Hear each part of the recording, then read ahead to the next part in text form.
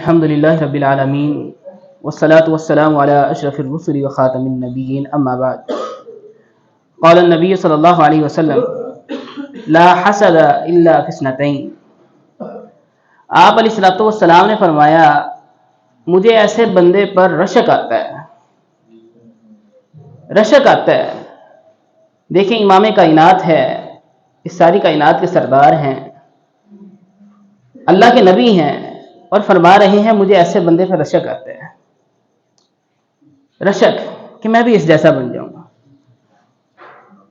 میں بھی اس جیسا بن جاؤں۔ فرمایا مجھے رشک آتا ہے، امام کائنات کی چاہت ہے کہ میں بھی اس جیسا بن جاؤں۔ اچھا وہ کون سا خوش نصیب بندہ ہے کہ جس پہ نبی بھی رشک کرتے ہیں؟ فرمایا رجل آتاہ اللہ مالا فسلطہ علی ہلکتہ فی الحق۔ فرمایا ایسا بندہ جسے اللہ نے مال سے نوازا ہے، جسے اللہ نے دولت دی ہے، جسے اللہ نے روپیہ پیسہ دیا ہے، فسلطہ علی ہلکتہ فی الحق، وہ اپنا مال، اپنی دولت حق کے راستے میں خرچ کر دیتا ہے، اللہ کے دین کے لیے خرچ کر دیتا ہے، دین کا کام کرنے والوں کے لیے خرچ کر دیتا ہے۔ فرمایا مجھے ایسے بندے پر رشک آتا ہے۔ آپ ذرا غور تو کریں، امام کائنات ہیں، بہت بڑے سخی ہیں، آپ سے بڑا کوئی سخی نہیں ہے، نہ پہلے تھا نہ ہے اور نہ آ سکتا ہے۔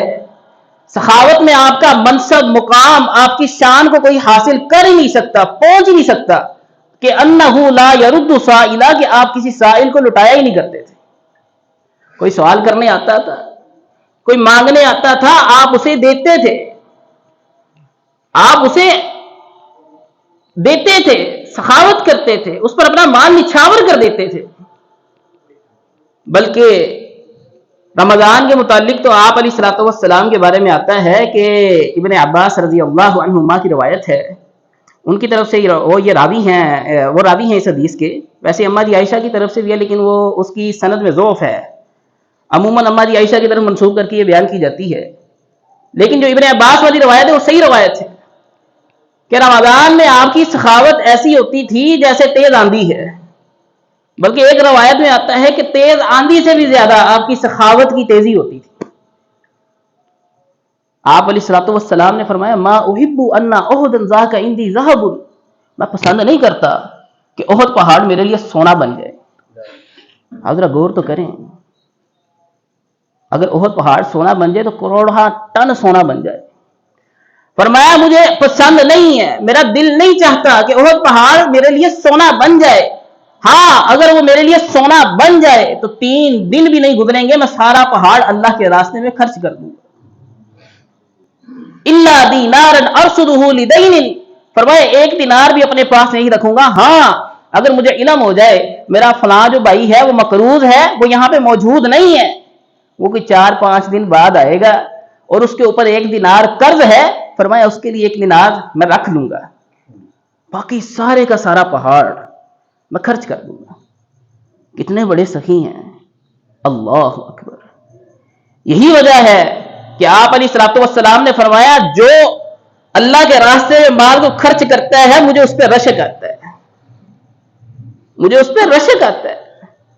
میرے بھائیوں، دوستوں اور بزرگوں، آپ علیہ الصلوۃ والسلام نے فرمایا المکثرون هم الاخسرون، کل قیامت والے دن مال کی کثرت والے خسارے میں ہوں گے۔ یہ مالدار، دولت والے، جن کو اللہ نے دولت دی ہے، جن کو اللہ نے مال دیا ہے، فرمایا وہ خسارے میں ہوں گے، وہ گھاٹے میں ہوں گے، وہ پریشان ہوں گے۔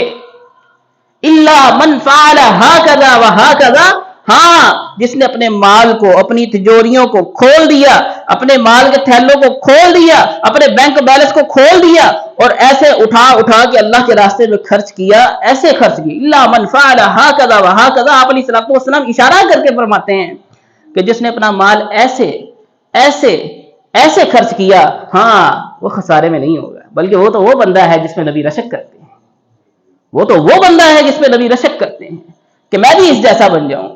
تو میرے بھائیوں، جتنی اللہ نے طاقت دی ہے، توفیق دی ہے، استطاعت دی ہے، اگر مال نہیں دیا ہے پھر بھی اپنی استطاعت کے مطابق 1 روپیہ 2 روپیہ 5 روپیہ، ہمارے نزدیک اگرچہ اس کی کوئی حیثیت نہیں ہے، مقام نہیں ہے، لیکن اللہ کے ہاں اس کی بڑی حیثیت ہے۔ خلوص کے ساتھ 1 روپیہ بھی اللہ کے راستے میں خرچ کیا ہو، اللہ کے سامنے وہ پہاڑ سے بھی بڑھ کر ہے، خلوص ہو۔